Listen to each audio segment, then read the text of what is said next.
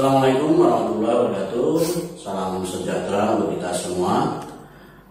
Bapak Ibu sekalian, hari ini kita akan masuk materi diklat yang baru, yaitu pemetaan kompetensi inti dan kompetensi dasar. Bapak Ibu yang kami hormati, di dalam unsur perencanaan pembelajaran, kalau kita review kembali di kemarin ya Bapak Ibu, di konsep dasar RPP, bahwasanya di dalam unsur perencanaan pembelajaran yaitu ada pada poin apa kompetensi yang harus dikuasai oleh siswa. Di sana ada istilahnya kompetensi inti dan kompetensi dasar. Ya. Kemudian bagaimana cara mencapainya? Ada namanya kegiatan pembelajaran. Kemudian bagaimana cara mengetahuinya? Yaitu dengan melalui penilaian. Jadi di dalam unsur perencanaan ada kompetensi inti, kompetensi dasar yang harus dikuasai oleh siswa. Termasuk Bapak Ibu kalau kita lihat di dalam alur pengembangan RPP, di mana ada dari SKL, diturunkan KI dan KD, silabus sampai RPP. Sekali lagi, di sini perlu adanya pemetaan KI dan KD. Nah, jadi kesimpulannya dari unsur perencanaan pembelajaran dan alur pengembangan RPP, Bapak Ibu, sekali lagi kita harus memetakan terlebih dahulu KI dan KD. Sebelum kita memetakan KI dan KD, kita mungkin perlu refresh dulu apa itu kompetensi inti dan apa itu kompetensi dasar, Bapak Ibu. Kompetensi inti adalah tingkat kemampuan untuk mencapai standar kompetensi lulusan yang harus dimiliki oleh peserta didik pada setiap tingkat kelas atau program. Sedangkan kompetensi dasar adalah kemampuan dan materi pembelajaran minimal yang harus dicapai peserta didik untuk satu mata pelajaran pada masing-masing satuan pendidikan yang mengacu pada kompetensi inti.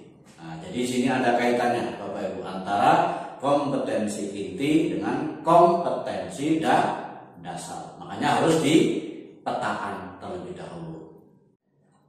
Lalu Bapak Ibu, apa kaitannya pemetaan dengan perancangan pembelajaran dan penilaian? Yang ini nanti endingnya ke silabus, dan di mana dari silabus nanti itu kita akan turunkan ke dalam RPP. Kalau kita lihat Bapak Ibu sekalian, perencanaan pembelajaran dan penilaian itu ada namanya penyusunan prota.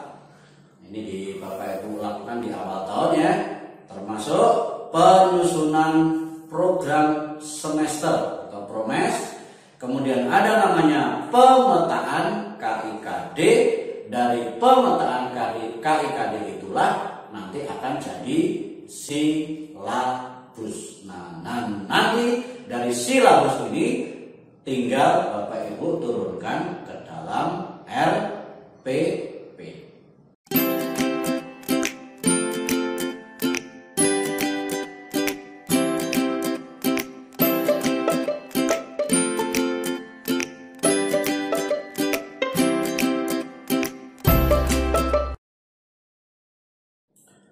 Bagaimana cara kita memetakan KI dan KD, Bapak Ibu? Nah, sekarang kita bisa lihat contoh format bagaimana kita memetakan KI dan KD, misalnya seperti ini Bapak Ibu sekalian. Ya, Bapak Ibu sekalian, ini adalah salah satu contoh format pemetaan kompetensi inti dan kompetensi dasar, di mana ada kompetensi inti KI, kompetensi dasar KD, subkompetensi materi pokok dan IPK. Nah, jadi Bapak Ibu, pertama silakan coba dilihat kesesuaian antara KI dan KD. Ya, oke, saya kira sudah cocok. Nah, kemudian dari KD, Bapak Ibu perhatikan, misal ya, saya ambil salah satu contoh KD 1.6, menerima dan mengakui makna dua kalimat syahadat. Di sana ada kata kunci atau kata kerja operasional 2, Bapak Ibu sekalian, yaitu menerima dan mengakui. Itu dari KD-nya. Sehingga dari dua kata kunci di KD itu bisa kita pecah ke dalam subkompetensi, yaitu yang pertama menerima makna dua kalimat syahadat, dan yang kedua mengakui makna dua kalimat syahadat. Jadi KD dipecah ke dalam subkompetensi. Nah, dari pecahan subkompetensi inilah Bapak Ibu bisa turunkan ke dalam IPK. Jadi yang pertama menerima makna dua kalimat syahadat, yang kedua mengakui makna dua kalimat syahadat. Sekali lagi ya, KD dipecah menjadi subkompetensi untuk memudahkan kita, dari subkompetensi diturunkan ke dalam IPK. Itu contoh menurunkan KI-KD dari KI1. Berikutnya, bagaimana menurunkan KI-KD ke IPK dari KI2. Misalnya suatu KD 2.6 menunjukkan sikap kasih sayang, peduli, kerjasama, dan seterusnya. Di sana masih ada koma ya Bapak Ibu. Nah, dari situ, dari KD Bapak Ibu pecah ke dalam subkompetensinya.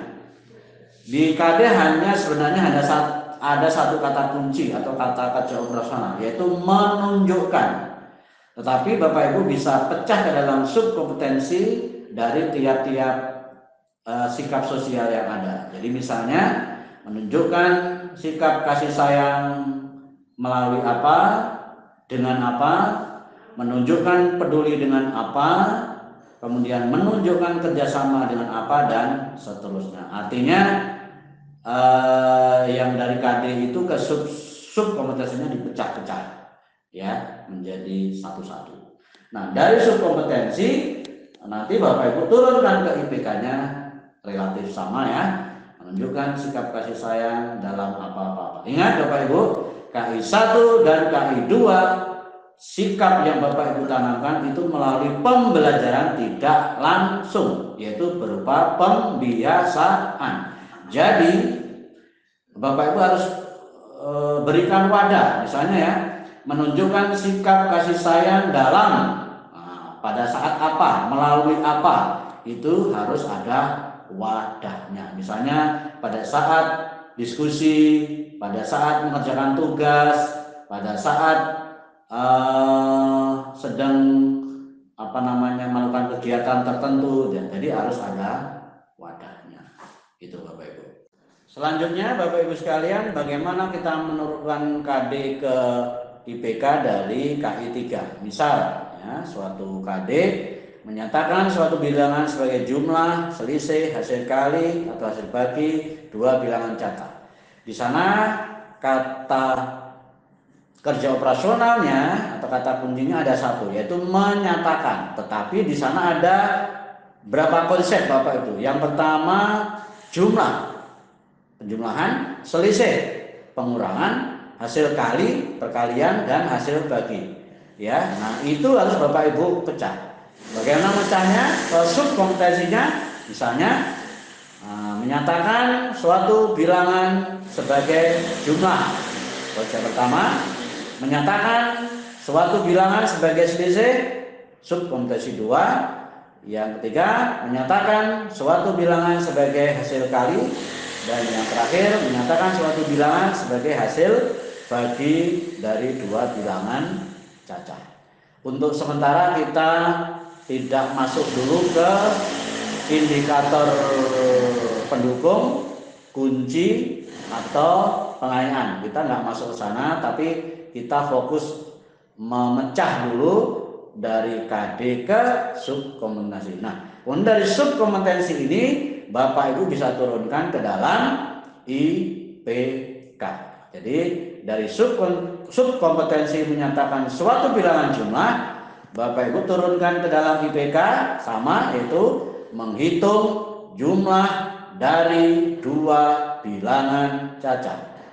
Subkompetensi kedua menyatakan suatu bilangan sebagai selisih, turunkan ke IPK menjadi menghitung selisih dari dua bilangan cacat. Demikian juga subkompetensi berikutnya. Demikian juga Bapak Ibu untuk menjelaskan dan seterusnya dengan cara yang sama, nanti silakan Bapak Ibu berlatih. Termasuk nanti dari KI 4 intinya sama, Bapak Ibu cari kata kunci atau kata kerja operasional yang ada di dalam KD, kemudian silakan turunkan ke dalam subkompetensi. Dari subkompetensi itulah Bapak Ibu turunkan lagi menjadi indikator pencapaian kompetensi atau IPK. Demikian Bapak Ibu sekalian, bagaimana cara kita memetakan KI dan KD atau pemetaan KI KD, di mana dari pemetaan KI KD inilah nantinya Bapak Ibu turunkan ke dalam silabus. Nah, dan dalam silabus itulah nanti kita turunkan kembali ke dalam RPP. Saya kira begitu Bapak Ibu. Nanti untuk latihannya silahkan dicoba.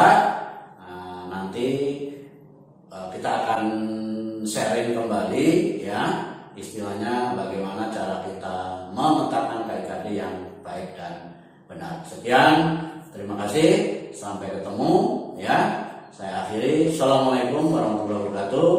Salam sejahtera untuk kita semua. Tetap semangat.